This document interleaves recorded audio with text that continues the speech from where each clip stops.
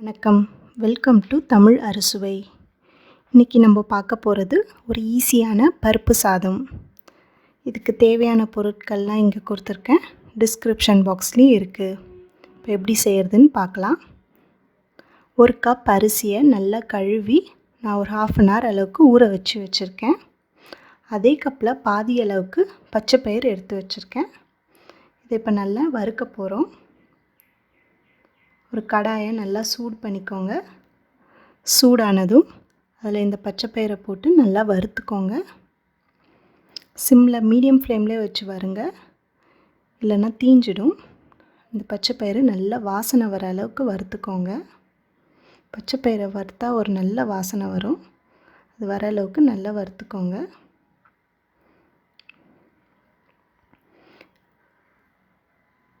இப்போ நம்ம பச்சை பயிர் நல்லா வறுத்து பட்டுருச்சு. இதை எடுத்து தனியாக வச்சிடலாம். இப்போது நம்ம ஊற வச்சுருக்க அரிசியை ஒரு பேனில் சேர்த்துக்கிறோம். நீங்கள் இதை குக்கரில் கூட வச்சுக்கலாம், நான் பேன்லேயே செய்கிறேன். அரிசியெல்லாம் சேர்த்துட்டு இது கூட ஒரு 4 கப் அளவுக்கு தண்ணி சேர்த்துக்கோங்க. நான் என்னோடய அரிசி வேக லேட் ஆகும், அதனால் நான் கொஞ்சம் 4 கப் அளவுக்கு தண்ணி சேர்த்துக்கிறேன். நீங்கள் குக்கரில் வச்சிங்கன்னா உங்களுக்கு வேக எவ்வளோ நேரம் ஆகுமோ அதுக்கேற்ற மாதிரி நீங்கள் சேர்த்துக்கோங்க. அதுக்கப்புறம் நான் இதில் வச்சுருக்க பச்சை பருப்பை இது கூட சேர்த்துக்கிறேன். குக்கரில் வச்சிங்கன்னா உங்கள் சாதத்துக்கு ஏற்ற அளவுக்கு தண்ணி பார்த்து விட்டுக்கோங்க. இப்போ இதை நல்லா கலந்து விட்டுருங்க. இதை மூடி போட்டு வேக வைக்க போகிறோம். கொஞ்சம் உப்பு சேர்த்துக்கோங்க சாதத்துக்கு தேவையான அளவுக்கு. இப்போ மூடி போட்டாச்சு. இது நல்லா வேகட்டும். நீங்கள் குக்கரில் வைக்கிறதா இருந்தால் ரொம்ப குழையிற அளவுக்குலாம் வேண்டாம், ஓரளவுக்கு மீடியமாக வேக வச்சுக்கோங்க. சாதம் நல்லா வெந்திருக்கணும். இப்போ நம்ம சாதம் நல்லா வெந்துருச்சு. இப்போ இதை தாளித்து கொட்ட போகிறோம். இதுக்கு நெய் சேர்த்துட்டாலும் நல்லாயிருக்கும், இல்லை நல்லெண்ணெய் சேர்த்துட்டாலும் நல்லாயிருக்கும். நான் நல்லெண்ணெய் போட்டு தாளிக்க போகிறேன். இப்போ எண்ணெய் நல்லா காயட்டும்.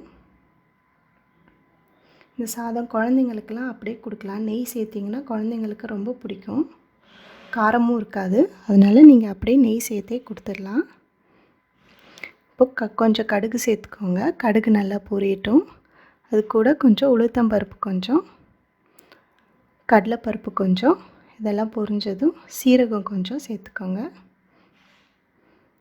இது கூட நான் கொஞ்சம் பெருங்காயம் சேர்த்துக்கிறேன். நீங்கள் பெருங்காயத்தூள் இருந்தாலும் சேர்த்துக்கலாம். கருவேப்பிலை கொஞ்சம், காரத்துக்காக 2 காஞ்ச மிளகாய் சேர்த்துக்கிறேன். இதெல்லாம் நல்லா பொரிஞ்சதும் நான் ஒரு 7 முந்திரி பயிர் எடுத்து வச்சுருக்கேன், அதையும் இது கூடவே சேர்த்துக்கிறேன்.